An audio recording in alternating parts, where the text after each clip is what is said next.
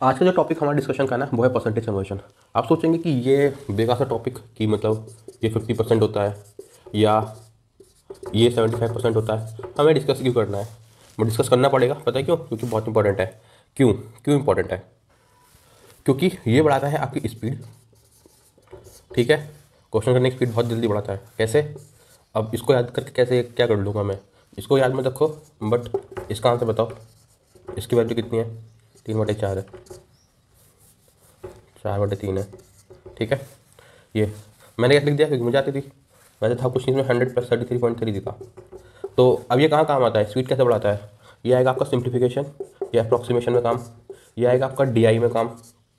ठीक है, ये आएगा आपका प्रॉफिट एंड लॉस में काम, प्रॉफिट एंड लॉस में काम, ये आएगा आपका डिस्काउंट्स में काम, ये आएगा रेशियो एंड प्रोपोर्शन में काम। ये बहुत जगह काम आता है। ठीक है, SI CI। अब तो टाइम वर्क एंड डिस्टेंस में भी, टाइम वर्क में भी देने लग गए। और देने को तो कहीं भी दे दो, स्पीड टाइम डिस्टेंस में दे दो या उसमें दे दो। उसमें तो पूछते हैं ना कि एज, इसमें कि age of father of the B and age 175% more करके पूछते हैं ना कि, और किसी भी टॉपिक में देख लो, सब में ही इसका इस्तेमाल है। तो ये स्पीड बहुत बढ़ाता है। अगर जैसे आपको याद है, सपोज चलो मैं एक नंबर लिखता हूँ 16.66%। अगर आपको याद है तो आप सीधे इसका आंसर लिख दोगे, और नहीं याद है क्या करोगे? 16/6 7/100। चलो 6 ले लो, फिर इसको सॉल्व करोगे 8 3 3 50। तो इतना सारा ड्रामा क्यों करना है?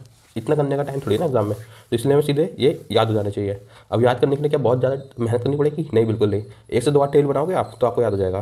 चलो टेबल की शुरुआत करते हैं। देखो, सबसे पहला सबसे इंपॉर्टेंट है वो तो परसेंट ही है। तो 100% कितना होता है? 1। ठीक है, परसेंट हटता है तो नीचे 100 लगता है। अब 100 लगेगा तो यहाँ बना जाएगा। ठीक है, अगला कौन सा है? 50%। चलो इसको मैं इस उल्टा ऐसे में लिखता हूँ कि आपको याद करने में आसानी हो जाएगा। ठीक है, तो 2 कितना होता है? 50%। ठीक है, 3 कितना होता है? 33.33%। 4 कितना होता है? 25%। कैसे हो रहे हैं सब? देखो 25/25% है ना, ये बाई 100 करोगे तो कितना हो जाएगा? 4।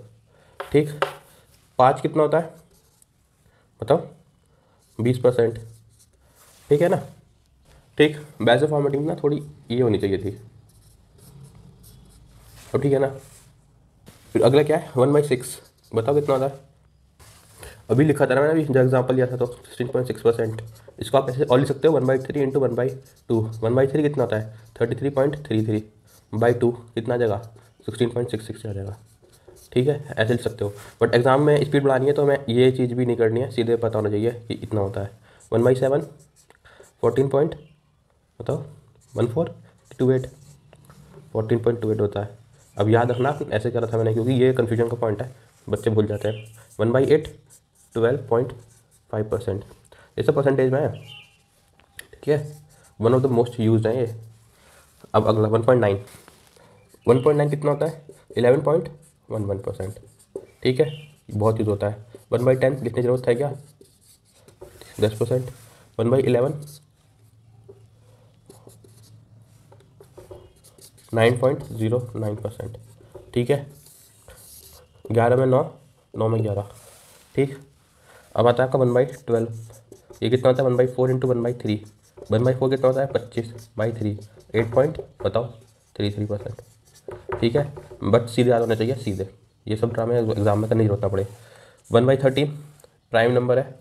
14 बताओ। 1/7 इंटू 1/2। छोड़ो, क्या करोगे? ये कितना होगा? 50/7 हो जाएगा। ये इसलिए नहीं ज़्यादा 1/14 यूज़ ना होता है। मजाक कर रहा हूँ, बहुत यूज़ होता है। ये क्या आएगा? 7.14। ठीक है, बहुत इंपॉर्टेंट है। 14 के साथ 14 और 7 14, यहाँ पे 14 के साथ 14 है। आप देखोगे ना, इसमें देखो आप, 7 के साथ 28 है पॉइंट के बाद, और 7 दूनी 14। इसमें 14 के साथ 14 है पॉइंट में, और 14 का 7 है। 7 में 14 था, 14 में 7 था। जैसे 11 में 9 था और 9 में 11 था। ठीक है, ये कुछ है जो रिपीट होता है। 1/15 1/5 इंटू 1/3 कितना हो गया? बताओ। 20% ये हो गया और 3 हो गया। कितना हो गया? 18.66। कन्फ्यूजिंग वाला है। 1/16। अगला है आपका 1/16। ये क्या होता है? 1/4 इंटू 1/4। 1/4 होता है 25/4। तो कितना है? 6.25%। ठीक, तो ये कुछ थे इंपॉर्टेंट जो मैंने आपको बता दिया। 1 से लेके 16 तक बता दिए। ऐसे तो आप जितना चाहो उतना हो सकते हो। 1/18 1/9 1/2। 9 कितना होता है बताओ? 11.11/2। अब इसको बैठे करते रहो, बट आता नहीं है। तो जो जो इंपॉर्टेंट है ना वो मैंने आपको बता दिए, ठीक है। और जो ज़्यादातर आते हैं और याद रखने चाहिए ज़्यादातर, देखो वो ये एक तो ये है, चलो मैं इसको ब्लू से मार्क कर देता हूँ। 14 इम्पॉर्टेंट, 15 इम्पॉर्टेंट मतलब वाइडली यूज्ड, ठीक है, 12 इतना इस्तेमाल होता, 11 9 यूज तो भी होता है बट इसको बताऊंगा थोड़ी ना।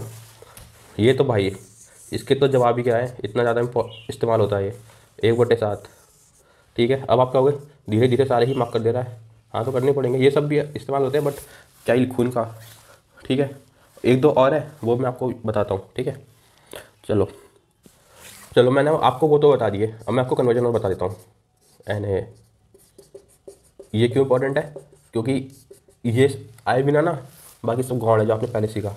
पेपर में आएगा 75%, तो आपको सीधे पता है कि ये 3/4 होता है, बट कैसे आया ये 1/4 कितना होता है, 25% होता है ना 1/4, इंटू 3 यहाँ करो, इंटू 3 यहाँ करो, तो ये बन जाएगा 75% और ये बन जाएगा 3/4%, ठीक है। समझ में आया ना, ये कन्वर्जन होता है।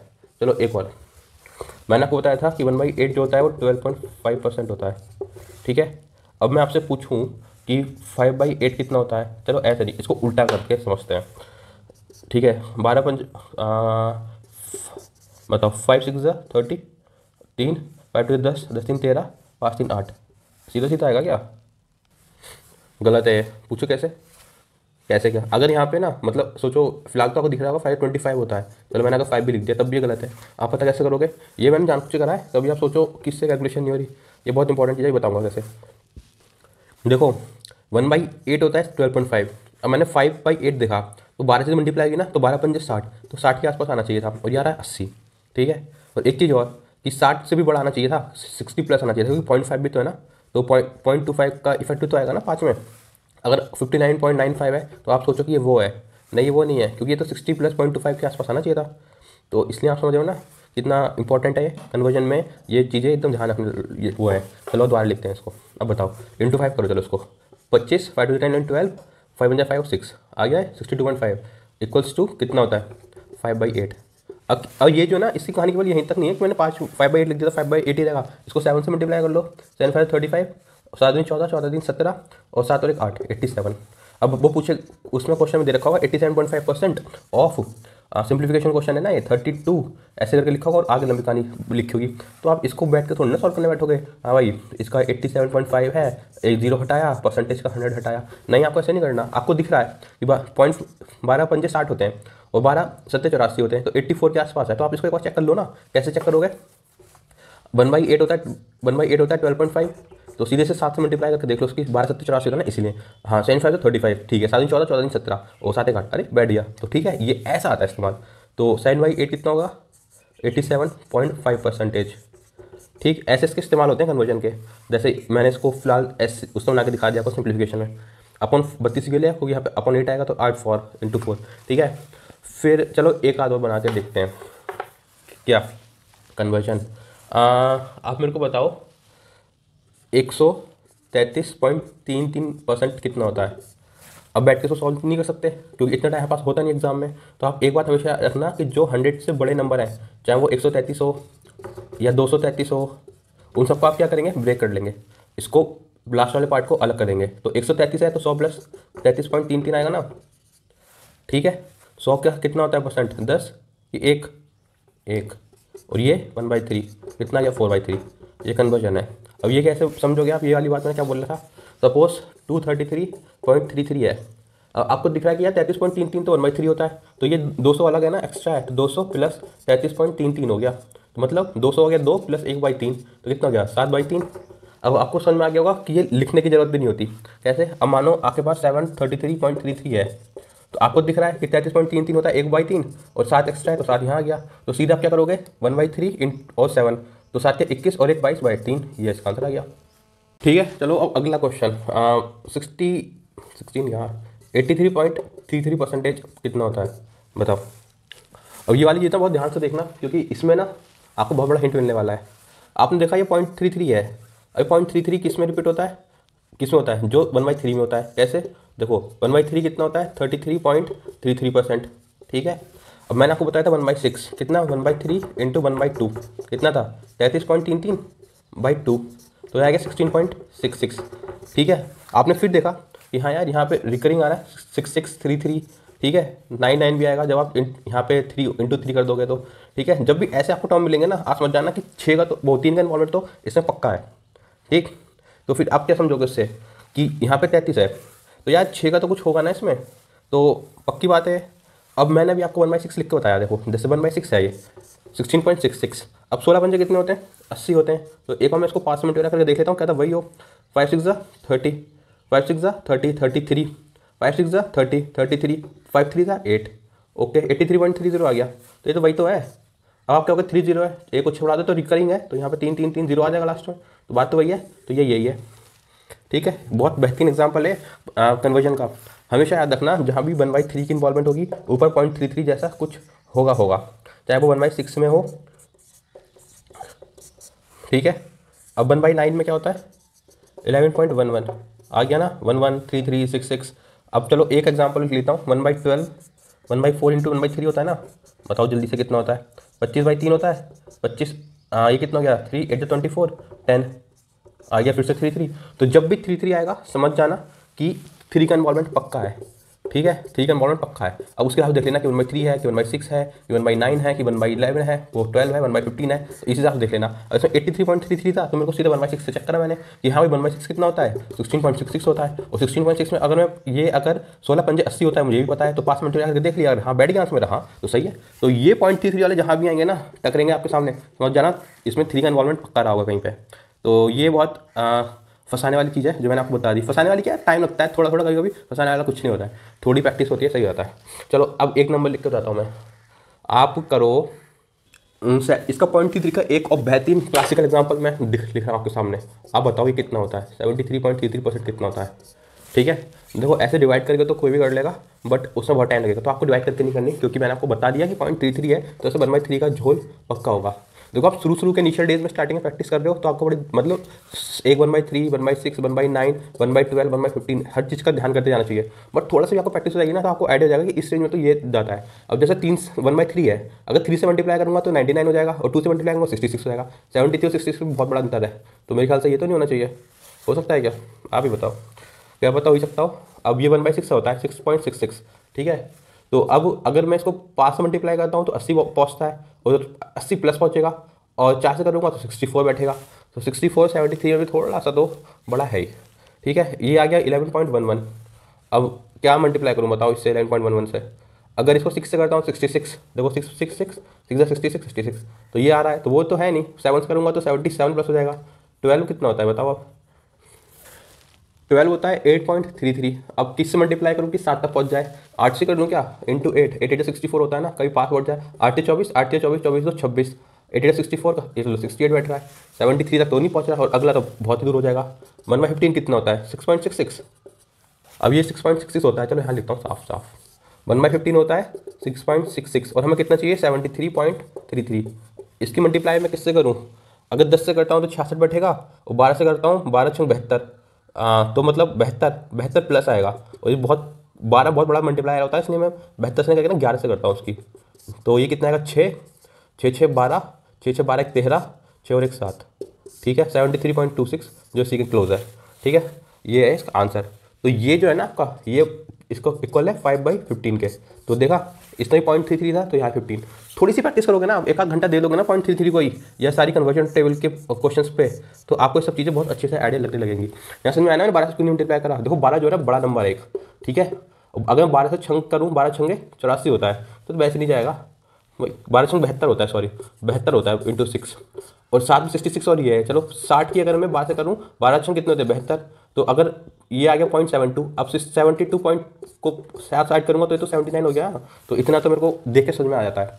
ठीक है, मुझे आता है मतलब जनरली आ जाता है। ठीक, तो ये हो गया कन्वर्जन जो मैंने आपको बता दिया है। एक एग्जांपल और ले लेते हैं 0.33 का, बड़ा सा लूँ कि छोटा सा लूँ, चलो बड़ा सा लेता हूँ, आखिरी है। ये 46.66। ठीक है, अगर 7 भी लिखा है ना कहीं पे क्वेश्चन में तो समझ जाना कि रिकरिंग है, तो उसको आप 6 कर सकते हैं। अब ये मैंने ये एग्जांपल को लिया क्योंकि ये कई बार रिपीट हुआ है, पूछा जाता है।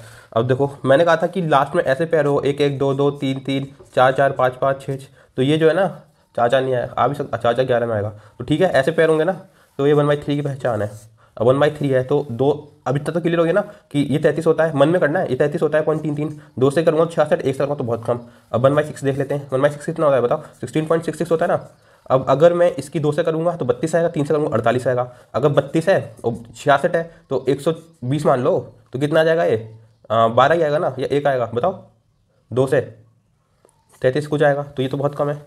ठीक है, अगर 12 भी आता तब भी तो 44 आता है, तो 40 है, ये भी कम है। ठीक है, अब 1/6 भी नहीं है, 1/3 भी नहीं है, तो फिर है क्या, 1/12 चेक कर लें एक बार। 1/12 कितना होता है जल्दी बताओ, 8.33 होता है। अब मैं इसे 5 से मल्टीप्लाई करूँगा तो 40 आएगा, और 6 से करूँगा तो 48 आएगा। 48 तो होगा नहीं, चलो 5 से कर लेते हैं। 5 3 15, 5 5 16, 5 8 40 का 41, ये तो कम रह गया, 41.65 आ रहा है। तो अब क्या करता हूँ, एक और 15 से मल्टीप्लाई करके देख लेता हूँ। 1/15 अभी बताया था मैंने, 1/15 कितना होता है बताओ जल्दी से, 1/15 कितना होता है, 6.66 होता है। ठीक है, भूलोगे कैसे, 100/15 कितना होता है, 15 6 90, तो 6.66 होता है। ठीक है, ये हो गया। अब मैं इसमें कितना मल्टीप्लाई करूँ, अगर मैं 6 से करता हूँ 36 आएगा, 7 से करता हूँ तो 42 आएगा, और 8 से करता हूँ तो 48 आएगा, मिनिमम 48। तो मैं 7 से करता हूँ कि 42 आएगा के आसपास है। तो 7 6 42, 7 6 42, 42 + 4 46, 7 6 42, 42 और +4 46। लो, ये तो बिल्कुल इसके नज़दीक आके बैठ गया, 46.62। तो इसका मतलब क्या हुआ, इसका आंसर है 7/15। One of the most widely used term है, सिंप्लीफिकेशन बहुत दिखाई देगा आपको, 46.66। तो ये हो गया बहुत सारे। एक को लिख दे रहा हूँ, वो आप याद कर लेना, और कैसे आया वो खुद देख लेना। जैसे 46.66 है ना, ऐसे 41.66 भी है। ये कितना है, ये है 5/12। कैसे, ये कितना होता है बताओ, 12 होता है क्या, ये होता है 15, 8.33 इंटू 5, 8 5 से कर लो, 5 3 15, 5 15 16, 5 8 40, 41, 41.65, 41.44। ये बहुत इंपॉर्टेंट है, बहुत पूछा जाता है। एक ये 41.66 घुसा लो दिमाग में, 41.66 होता है 5/12, 5/12, और एक ये 46.66, ये कितना होता है 7/15। ठीक है, 66 आ रहा है तो 15 आएगा, और 66 आ रहा है तो 12 आएगा, सब 1/3 वाले होंगे। चलो, ये तो हो गया हमारा 3 वाला कन्वर्जन। एक मैं आपको 9 11 7 और 14 पे बता देता हूँ। ये बताओ 57.13, यही तो बड़ा अजीब सा हो गया, कैसे समझ में आएगा। अगर मैं इसको 57.14 लिख देता तो आपको शायद एक आइडिया मिल जाएगा ना। ये कितना होता है, 1/7 में मैंने कहा था ना कि 7 में दुगना होता है, 7 में 28 होता है, और 1/14 में सेम होता है। तो आपको समझ में आ गया होगा कि या तो ये 7 का होगा या 14 का होगा। ठीक है, मैं इसको 7 से लेकर देख लेते हैं। क्योंकि 7 से कितना होता है 54, और 7 में आसपास कोई है क्या, 7 49 और 7 56। हाँ भाई, 8 भी तो आ सकता है। चलो इंटू 8 करके देखते हैं। 14 कितना होता है बताओ, 8 4 32, 8 3 11, 8 से 56 का 57 लो, ये तो 57.12 आ गया, एकदम उसके क्लोज। तो उसकी वैल्यू मतलब हम क्या क्या कह सकते हैं, 8/14 मतलब 4/7। समझ में आया, मैं कोई उससे 7 से करने की कोशिश कर रहा था, किसी से भी कर लो। इसमें क्या 14 में आपको टेबल में थोड़ा ज़्यादा मेहनत करनी पड़ेगी, 7 की टेबल आपको आसानी से याद होती है। कैसे, 14 × 4 56, और ये कितना होगा 4 8 32, 4 2 8, 8 3 11, और 14 4 56 157। लो बराबर। तो ये एक इंपॉर्टेंट टर्म है। ठीक है, 57.13, ये कितना होता है 4/7। ठीक है, चलो एक और बताता हूँ आपको इसका ही, 42.85। देखना 40 वाले तीसरा है, और तीनों ही वाइडली यूज्ड हैं। ठीक है, एक कितना था 7/12, एक 5/15, 7/15, ऐसे थे ना कुछ, बताओ जल्दी से, मैं आपको भूल गया था, वही बताएं। पहला था 7/15, दूसरा था 5/12, अब ये तीसरे महाराज आ गए। चलो इनकी वाली बाद में लिखेंगे। इसकी लिख दूँ, याद है आपको या मैं लिख दूँ, 46.66%। इसकी वैल्यू बताओ जल्दी से, 41.66%, दोनों में 6 हैं। अब क्या आया, अब ये हमारे पास आ गया 42.85। अब पता कैसे चलेगा कि 85 है, कुछ जाता है क्या, 14 × 5, हाँ भाई जाता तो है, बहुत सही। तो मतलब 7 से करके देखूँ कि 14 से करके देखूँ, चलो 7 से कर लेता हूँ, क्योंकि 7 की टेबल मुझे ज़्यादा अच्छे से आती है।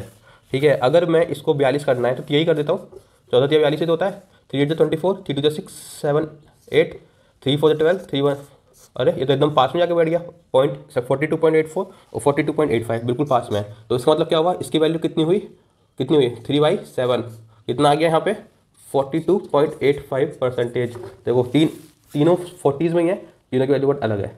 चलो एक और बताता हूँ, ये एक हो गया हमारा 44.44%, और एक है 45.45%, ये भी 4 में ही है। इतने सारे हो जाएंगे 4 में क्या। अब देखो ये कैसे करोगे, 4 4 है तो ये 11 का मल्टीपल है ना, और ये 9 का मल्टीपल है, तो आपको याद आ रहा होगा, ये लास्ट के 2 डिजिट बात कर रहा हूँ केवल, है ना। और आपको याद आ रहा होगा कि 1/9 में मैंने बोला था ये होता है 11.11 और 1/11 में होता है 9.09। अब यहाँ पे 0.11 है या 0.9 है, तो जो जितने भी बाद के होंगे सब इनके मल्टीपल ही होंगे। तो इसमें देख लेते हैं, ये 9 के मल्टीपल है, तो 1/11 कितना होता है 9.09। अब ये कितना है 0.45, 5 से मल्टीप्लाई कर देख लेते हैं, 9 5 45, 9 5 45, यही है इसका आंसर। क्या है 5/11, ठीक है। अब ये 1144.44 है और मैंने कहा था 11.11 है, इंटू 4 करो सेम आएगा, मतलब क्या है 4/9। जब 9 होगा तो 11 का मल्टीपल देखना है, जब 11 होगा तो 9 का मल्टीपल देखना है, ठीक है। इनको भी यहाँ लिख देता हूँ और एक साथ आप इनकी फ़ोटो चिपका लेना अपने दिमाग में। ये 4 और 11 वाले तो वो 11 और ये सॉरी क्या बोल रहा हूँ मैं, 9 वाले और 11 वाले तो लिखने की जरूरत नहीं है, वैसे फिर भी लिख ही दे रहा हूँ। ये कितना हो गया, चलो ठीक है, ये याद कर लेना। ये 3 इंपॉर्टेंट है बस। कौन कौन से, 7/15 होता है 46.66, 5/12 होता है 41.66 और 3/7 होता है 42.85। ये 3 इंपॉर्टेंट है।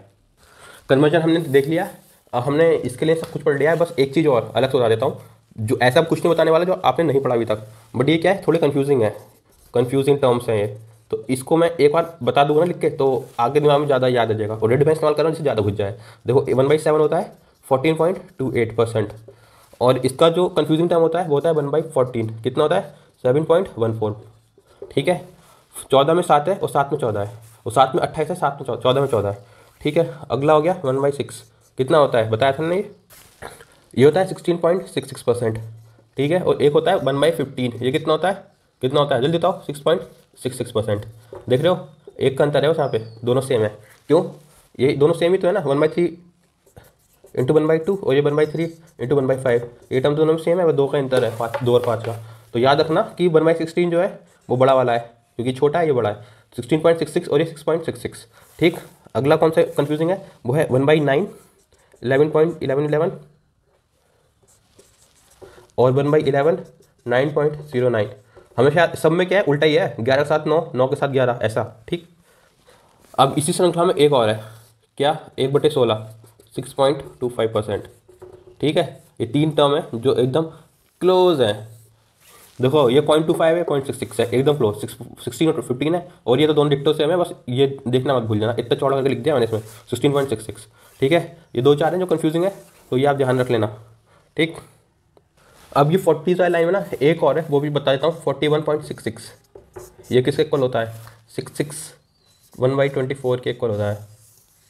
कैसे 1/8 इंटू 1/3, ठीक है। 1/8 कितना होता है, थोड़ी सी गलती हो गई जल्दीबाजी में, 4.166 है। 1/8 कितना होता है 12.5 और बाई 3, 3 4 12, 3 1 3 20, तो 66, ठीक है। 4 देखो अभी भी 40 हो रहा हूँ, 4.166 की वैल्यू कितनी होती है 1/24। एक ये भी याद रख लेना, बाकी सब आसान है। देखो वैसे तो प्राइम नंबर्स के भी होते हैं जो मैंने आपको अभी तक बताया नहीं, बट क्या ही याद करोगे, छोड़ो। चलो एक बार लिख दे रहा हूँ, आपका मन हो तो याद कर लेना। ये होता है 7.69, ये होता है 5.89 और ये होता है 5.26%, ठीक है। ये 3 और है, 21 भी होता है वैसे तो, 1/21, 1/7 इंटू 1/3, 1/7 मैंने आपको बताया क्या, नहीं बताया होगा तो चलो 33.33/7, 7 4 28। अब बच्चा कितना 13 से हट गया 5, 53, 7 7 49, तो ये हो गया 0.61 के आसपास आएगा, ठीक है। ऐसी कोई भी छोटी वैल्यू दिखे तो 2 ही है, 4.7 है तो 1/21 है, और 4.16 है तो 1/24 है, 1/24, ठीक। तो ये था सारा कन्वर्जन के लिए। हमने कन्वर्जन पढ़ लिया, कन्वर्जन का तरीका देख लिया, बड़े नंबर से कन्वर्जन देख लिया, और 0.33 वाला देख लिया, ये 3 देख लिए, 5/12, 7/15, 3/7, जो वाइडली रिपीटेड कॉन्सेप्ट्स है ये हमने देख लिए। साथ में कुछ प्राइम नंबर्स के थे जो पूछे नहीं आते फिर मैंने बता दिए, और कौन से कन्फ्यूजिंग वाले हैं वो भी मैंने आपको बता दिए। तो परसेंटेज कन्वर्जन का ये समापन होता है। अब एक आध अगर मेरे को कुछ ठीक सा कुछ दिखेगा या मन हुआ तो मैं आपको एक अलग से वीडियो बनाऊंगा जिसमें हम कुछ क्वेश्चन ही ले लेंगे ऐसे, ठीक है। तो this is all about percentage conversion, और ये बहुत ही इंपॉर्टेंट टॉपिक है, इसे छोड़ना मत। चलिए अब मिलेंगे अगली वीडियो में, तब तक जय हिंद।